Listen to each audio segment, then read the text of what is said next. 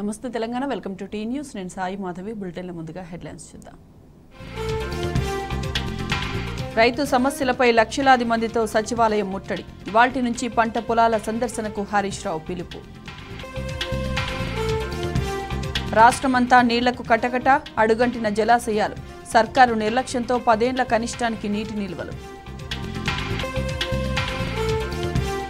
వచ్చే 5 ఏళ్లలో 44,000 మంది ప్రభుత్వ ఉద్యోగులు రిటైర్ ఆర్థిక ప్రయోజనాల చెల్లింపునకు ఖజానా ఖాళీ లోక్సభ జనరల్ సీట్లలో సగం బీఆర్ఎస్ టికెట్లు బీసీలకే రిజర్వ్ స్థానాల్లోనూ సమన్యాయం కాంగ్రెస్ పదవుల్లోనూ రెడ్లకే ప్రాధాన్యమిస్తున్నారు పీసీసీ తీరుపై హస్తం పార్టీ బీసీ నేతల ఫైర్ నేటితో ముగియనున్న ఎమ్మెల్సీ కవిత ఈడీ కస్టడీ అక్రమంగా అరెస్టు చేశారంటూ ఇవాళ మరో పిటిషన్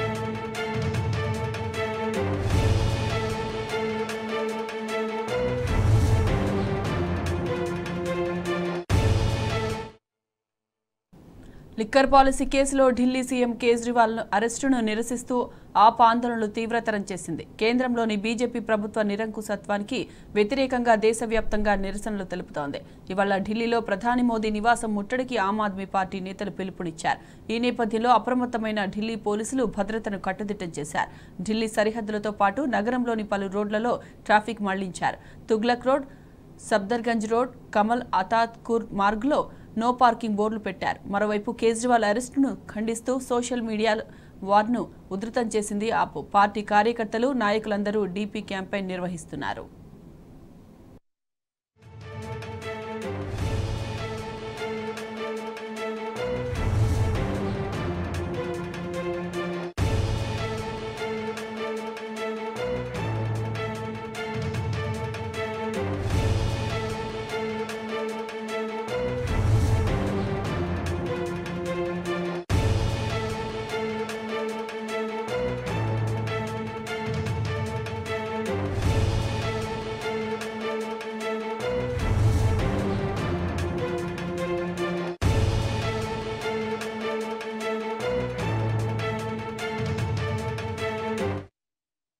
ఇక ఆమ్ ఆద్మీ పార్టీ ఆందోళనకు సంబంధించి మరింత సమాచారం మా ప్రతినిధి లివిల్ అందిస్తారు లివిల్ చెప్పండి సాయి మాధవి 4 రోజుల క్రితం ఈడీ అక్రమ అరెస్టుకు నిరసనగా ఆమ్ ఆద్మీ పార్టీ నిరసన కార్యక్రమాలు చేపడుతుంది ఆ జాతీయ కన్వీనర్ ఆమ్ ఆద్మీ పార్టీ జాతీయ కన్వీనర్ ఢిల్లీ సీఎం కేజ్రీవాల్ ఏదైతే అరెస్టు చేసిన రోజు నుంచి కూడా పెద్ద ఎత్తున ఆమ్ ఆద్మీ పార్టీకి సంబంధించి ఢిల్లీలో నిరసన కార్యక్రమాలు చేపడుతుంది నిరసనలకు వ్యతిరేకంగా కూడా పోలీసులు భారీ బందోబస్తు ఏర్పాటు చేశారు అయితే ఇవాళ మరోసారి ప్రధానమంత్రి నరేంద్ర మోడీ ఇల్లుకు ముట్టడికి పిలుపునిచ్చారు దీనికి సంబంధించి ఇటు పంజాబ్ సీఎం భగవంత్ మాన్ సింగ్ తో పాటు కేంద్ర ఢిల్లీలోని ఆమ్ ఆద్మీ పార్టీకి సంబంధించిన ఎమ్మెల్యేలు మంత్రులతో పాటు పలువురు రాజ్యసభ ఎంపీలు కూడా ఈ నిరసన కార్యక్రమంలో పాల్గొన్నారు ఈ నేపథ్యంలో ఇటు ఢిల్లీ పోలీసులతో పాటు కేంద్ర బలగాలను మోహరించారు ఢిల్లీలో అయ్యేటట్టు కూడా ప్రకటించారు ఇటు ఆమ్ ఆద్మీ పార్టీ ప్రధాన కార్యాలయం నుంచి ఇటు ప్రధానమంత్రి నివాసం వరకు కూడా ఎక్కడ చూసినా నో పార్కింగ్ బోర్డులతో పాటు అన్ని బారికేడ్స్ ఏర్పాటు చేశారు ప్రతి ఒక్కరిని క్షుణ్ణంగా తనిఖీలు చేస్తున్నారు అంతేకాకుండా ఆమ్ ఆద్మీ పార్టీ కన్వీనర్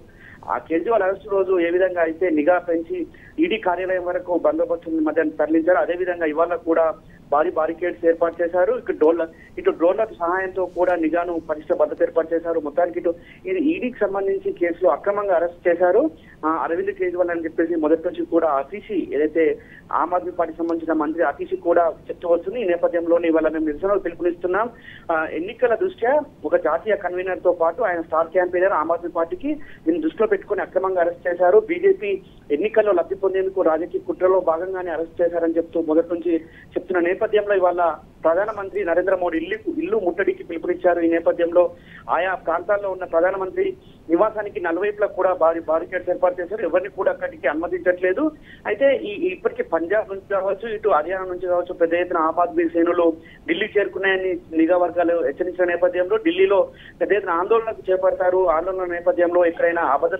భద్రతా లోపాలు ఎత్తకుండా కూడా కేంద్ర బలగాలను కూడా మోహరించారు. ఇటు ర్యాపిడ్ యాక్షన్ ఫోర్స్ తో పాటు సిఆర్పిఎఫ్, సిఐఎఫ్ బలగాలను ఎక్కడికెక్కడ క్షుణ్ణంగా మోహరించి బందోబస్తు ఏర్పాటు చేశారు. బందోబస్తు నడమైన మేము ఖచ్చితంగా ప్రధానమంత్రి ఇల్లు ముట్టడించి మా నిరసన కార్యక్రమాలు తెలియజేస్తాం, అక్రమ అరెస్టు నిరసనగా మా యొక్క నిరసనలు తెలుపుతామని చెప్పేసి కూడా ఆమ్ ఆద్మీకి సంబంధించిన ఒక ఇద్దరు మంత్రులు చెప్తారు. అంతేకాకుండా ఈడీ కార్యాలయం నుంచే ముఖ్యమంత్రి హోదాలో ఆయన పాలన కొనసాగిస్తున్నారు. ఈ నేపథ్యంలో కూడా ఇటు ఈడీ కూడా ఎలా ముఖ్యమంత్రి హోదాలో ఎలా పాలన కొనసాగిస్తారు అనే దానిపైన కూడా దర్యాప్తు చేస్తున్నారు. నిన్న కూడా ఒక జలబోర్డు అంటే ఢిల్లీలో వాటర్ క్రైసిస్ రాకుండా ఒక ఆర్డర్ ఇచ్చారు. ఆ నేపథ్యంలో ఆర్డర్ ఏ విధంగా ఇచ్చారు అనే దానిపైన కూడా దర్యాప్తు చేస్తున్నట్టు ఈడీ వర్గాలు చెప్తున్నాయి. అయితే ఇదంతా కూడా ఒక రాజకీయ కుట్రలో భాగమే, ఒక రాజకీయ కుట్రలో ఎదగకుండా రాజకీయ కుట్ర కోణంలో భాగంగానే ఈడీ అరెస్ట్ చేసిందని చెప్పేసి మొదటి నుంచి కూడా ఆమ్ ఆద్మీ పార్టీ చెప్తుంది. అరెస్ట్ చేసిన తెల్లారి కూడా దేశవ్యాప్తంగా ఆమ్ ఆద్మీ పార్టీ శ్రేణులు బంధువులతో పాటు నిరసన కార్యక్రమాలు చేపట్టారు. ఇవాళ మరోసారి ప్రధానమంత్రి ఇల్లును ముట్టడించి వారి నిరసన కార్యక్రమాలు చేపట్టనున్నారు.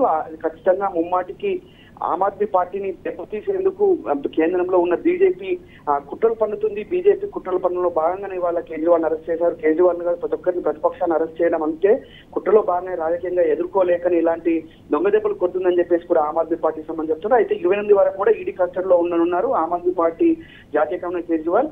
28వ తేదీన మరోసారి కూడా కోర్టులో హాజరుపరిచినారు. ఈ నేపథ్యంలో ఇవాళ ఢిల్లీ మొత్తం కూడా ఐఆర్ఎస్ ప్రకటించారు. ఢిల్లీ బార్డర్లు అన్ని కూడా భారీ బారికేడ్స్ ఏర్పాటు చేశారు. అంతేకాకుండా ఢిల్లీలో ప్రతి ఒక్క వ్యక్తిని కూడా క్షుణ్ణంగా తనిఖీలు చేస్తున్నట్టు కూడా మనం చూసి మొత్తం చూసినట్టయితే వాళ్ళ పీఎం నివాసానికి సంబంధించి ముట్టనున్న నేపథ్యంలో ఆయా ప్రాంతాల్లో మొత్తం కూడా భారీ బార్కెట్స్ ఏర్పాటు చేసి బందోబస్తు ఏర్పాటు చేశారు. డ్రోన్ల ద్వారా కూడా నిఘాను పటిష్టం చేశారు.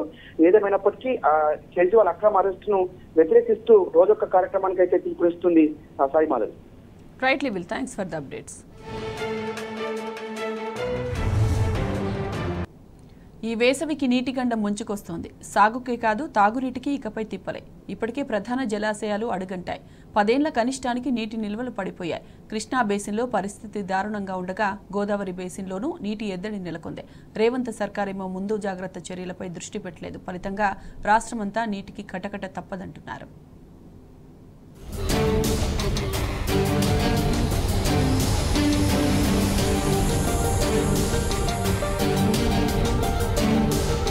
రాష్ట్ర వ్యాప్తంగా కరువు పరిస్థితులు తాండవిస్తున్నాయి. గుక్కెడు నీళ్ల కోసం అలమటించాల్సిన పరిస్థితులు దాపురిస్తున్నాయి. రాష్ట్ర వ్యాప్తంగా ప్రధాన జలాశయాలతో పాటు మిషన్ భగీరథ రిజర్వాయర్లు సైతం వేసవి ప్రారంభంలోనే డెడ్ స్టోరేజ్కి చేరుకున్నాయి. మరోవైపు భూగర్భ జలాలు సైతం పడిపోతున్నాయి. వెరసి రాబోయే 2 నెలలు సాగునీటికే కాదు తాగునీటికి తిప్పలు తప్పని దుస్థితి నెలకొన్నది.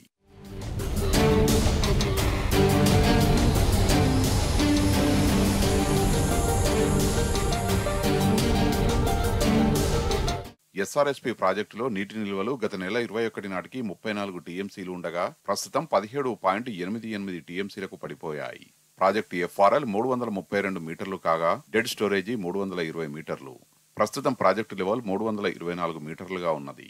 ఏప్రిల్ మొదటి వారం వరకు సాగునీటిని విడుదల చేయాల్సి ఉన్నందున అప్పటికి ప్రాజెక్టు డెడ్ స్టోరేజ్కి చేరుకోనున్నది. ఈ ప్రాజెక్టు నుంచి వేసవి తాగునీటి అవసరాలకు ప్రతి నెల 1/2 టీఎంసీ చొప్పున రాబోయే 2 నెలలకు 1 టీఎంసీ నీళ్లు అవసరం.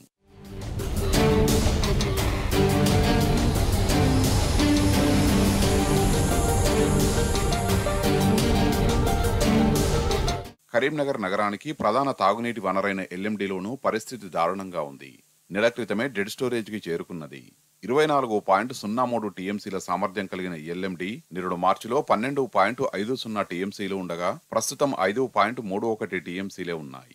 ఈ రిజర్వాయర్ కు మిడ్ మానేర్ నుంచి 1467 క్యూసెక్ల నీరు వస్తుండగా ఇక్కడి నుంచి కాకతీయ కెనాల్ ద్వారా 3125 క్యూసెక్లను సాగునీటి అవసరాల కోసం దిగువకు విడుదల చేస్తున్నారు. ఏప్రిల్ మొదటి వారం వరకు సాగునీటి విడుదల కొనసాగనున్నది. మొత్తంగా ఎల్ఎండిలో మరో 2 టీఎంసీల మేర నిల్వలు తగ్గిపోనున్నాయి.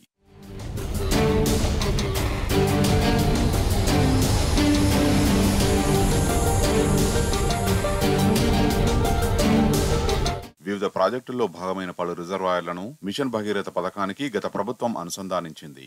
ప్రస్తుతం అందుకు సంబంధించిన రిజర్వాయర్లన్నీ ఇప్పటికే డెడ్ స్టోరేజ్కి చేరుకున్నాయి. పాలేరు రిజర్వాయర్ ద్వారా ఖమ్మం సహా 5 జిల్లాల్లోని 2450 గ్రామాలకు మిషన్ భగీరథ ద్వారా తాగునీటిని అందించాల్సి ఉన్నది. పాలేరు పూర్తిస్థాయి నీటి మట్టం 23 అడుగులు కాగా ప్రస్తుతం 9 అడుగులు ఉన్నది. 5 అడుగుల అట్టడుగు స్థాయి వరకు నీటిని తీసుకుని వినియోగించాలని అధికారులు నిర్ణయించినా మరో వారం 10 రోజులకు మించి సరిపోవు. దీంతో పాలేరు నుంచి నీరు ఇవ్వలేమని ఎక్కడికక్కడ ప్రత్యామ్నాయ చర్యలు చేపట్టాలని ఇప్పటికే మౌఖిక ఆదేశాలు జారీ చేస్తున్నారు. ఉమ్మడి మహబూబ్ నగర్ జిల్లాలో కల్వకుర్తి ఎత్తిపోతల పథకంలో భాగమైన ఎల్లూరు రిజర్వాయర్, అదేవిధంగా మిషన్ భగీరథలో భాగమైన కోయిల్ సాగర్, రామన్పాడు, అక్కంపల్లి బ్యాలెన్సింగ్ రిజర్వాయర్, వైరా, పెండ్లిపాకల, ఉదయ సముద్రం, గోపాలదిన్నె, శంకర సముద్రం, కుమ్రం భీం, మేడారం, భీమ్గన్పూర్, ధర్మసాగర్, చలివాగు తదితర ప్రాజెక్టుల్లో కొన్ని డెడ్ స్టోరేజీకి చేరుకోగా మరో 15 రోజుల్లో మిగిలినవి కూడా అడుగుకు చేరుకోనున్నాయి.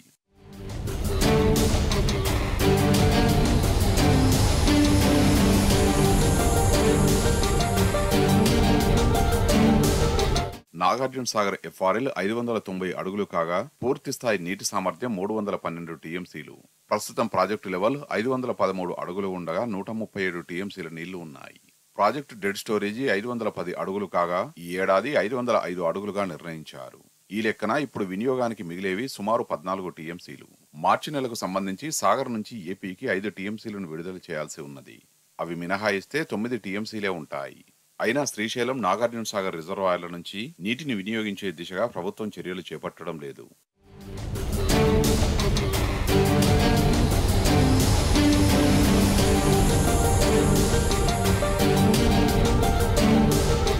ఈ ఏడాది ఆశించిన రీతిలో వర్షపాతం నమోదైనప్పటికీ ఎగువ ప్రాంతాల్లో సరైన వర్షాలు కురవలేదు.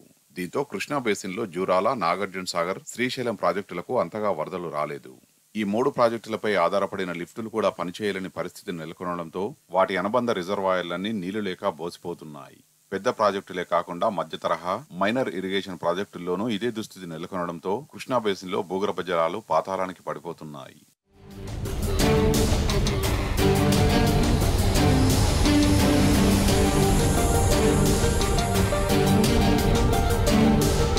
గోదావరి బేసిన్లో ఈ ఏడాది సమృద్ధిగానే వర్షాలు కురవడంతో శ్రీరామ్ సాగర్ ప్రాజెక్టుకు 199, సింగూరుకు 21, నిజాం సాగర్ కు 41, మిడ్మానేరుకు 42, ఎల్ఎండికి 67.79, కడెం ప్రాజెక్టుకు 60.37 టీఎంసీల వరద జలాలు వచ్చాయి. ఎల్లంపల్లి ప్రాజెక్టుకు మొత్తంగా 395.78 టీఎంసీల జలాలు చేరినప్పటికీ గోదావరి బేసిన్లోనూ నీటి ఎద్దడి నెలకొన్నది. ఇక మీడియం, మైనర్ ప్రాజెక్టులైన రామప్ప, లక్నవరం, పాకాల, మత్తడివాగు, నీలువాయి, కిన్నెరసాని, పాలేరు, పాలెం, కోటిపల్లి, వైరా, లంకసాగర్, మూసి, శనిగరం, రామడుగు, మల్లూరు, గుండ్లవాగు, బయ్యారం, స్వర్ణ తదితర ప్రాజెక్టుల్లో నీటి నిల్వలు వేసవికి ముందే అడుగంటాయి.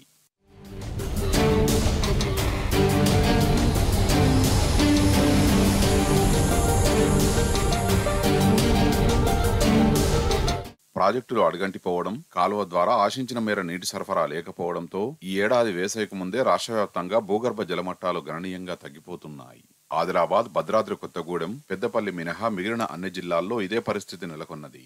నిరుడు ఇదే సమయానికి 7.34 మీటర్లు ఉన్న సగటు భూగర్భ జలమట్టం ఇప్పటికే 8.70 మీటర్లకు దిగజారనట్టు ప్రభుత్వ నివేదిక స్పష్టం చేస్తున్నది. ఏప్రిల్ నెలాఖరుకు ఈ మట్టాలు మరింత పడిపోవడం ఖాయమని, దీంతో ఈసారి తాగునీటికి సైతం తన్లాట తప్పదని నిపుణులు హెచ్చరిస్తున్నారు.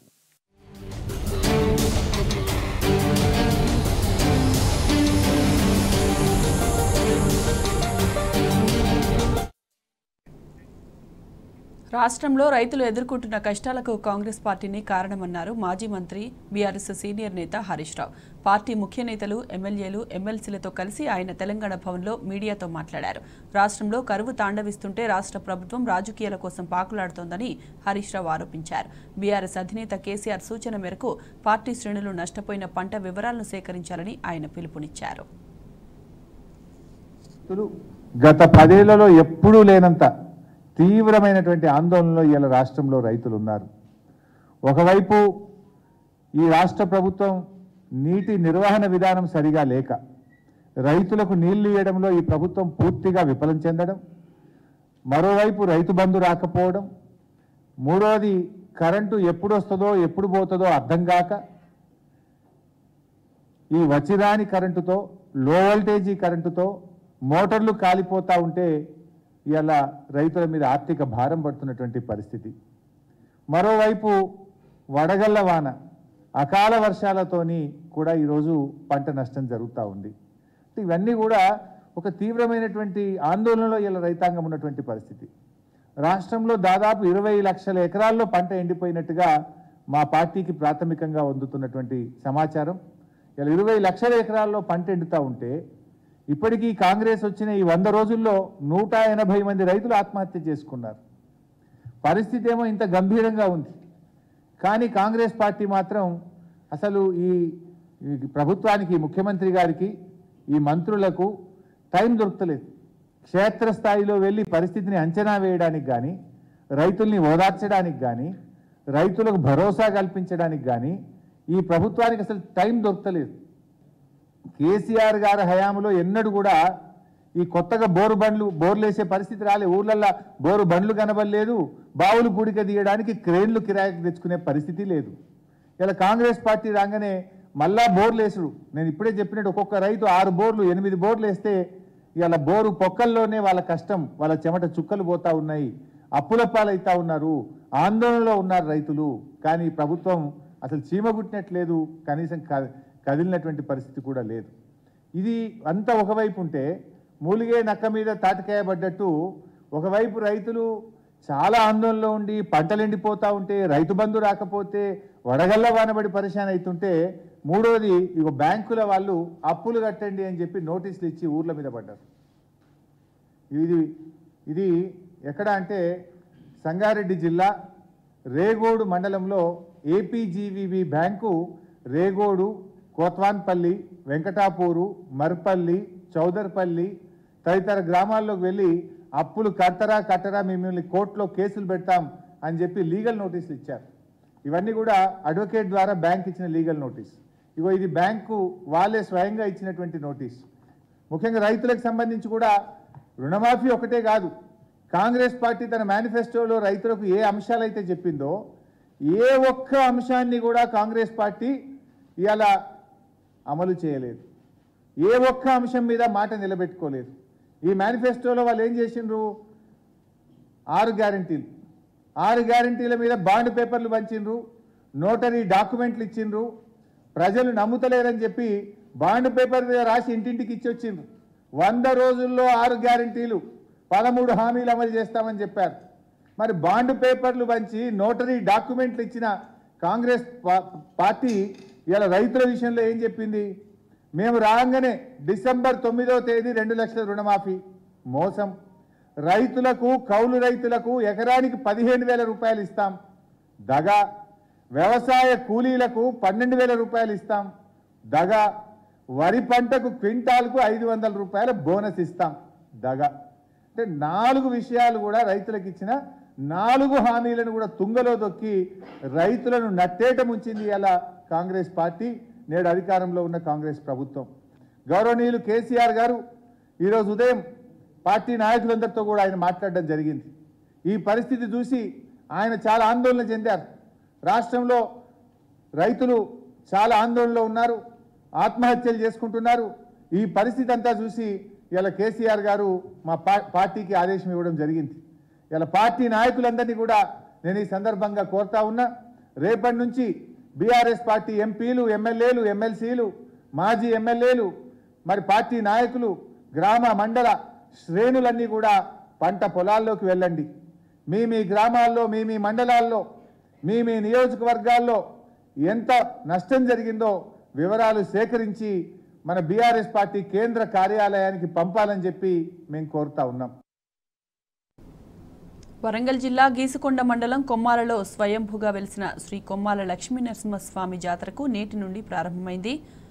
ఈ జాతరకు వేలాది మంది భక్తులు వచ్చి తమ మొక్కులు చెల్లించుకుంటున్నారు. హోలీ పర్వదినం పురస్కరించుకుని ప్రారంభమయ్యే ఈ జాతరకు భక్తుల వారి పూర్వీకుల సంప్రదాయాలను ఆచరిస్తూ వస్తున్నారు. మేకపోతుల బండ్లు, ఎడ్ల బండ్లను అందంగా అలంకరించుకుని వచ్చారు. డప్పు వాయిద్యాల మధ్య నృత్యాలు చేస్తూ వివిధ ప్రభలతో ఆలయానికి చేరుకుంటున్నారు. హోలీ రోజు ప్రారంభమయ్యే ఈ జాతర ఈ నెల 29 వరకు అట్టహాసంగా జరగనుంది. ఈ జాతరకు ఉమ్మడి వరంగల్ జిల్లా నుండే కాక చుట్టుపక్కల జిల్లాల నుండి కూడా వేలాది మంది భక్తులు వచ్చి వారి మొక్కులు తీర్చుకుంటారు.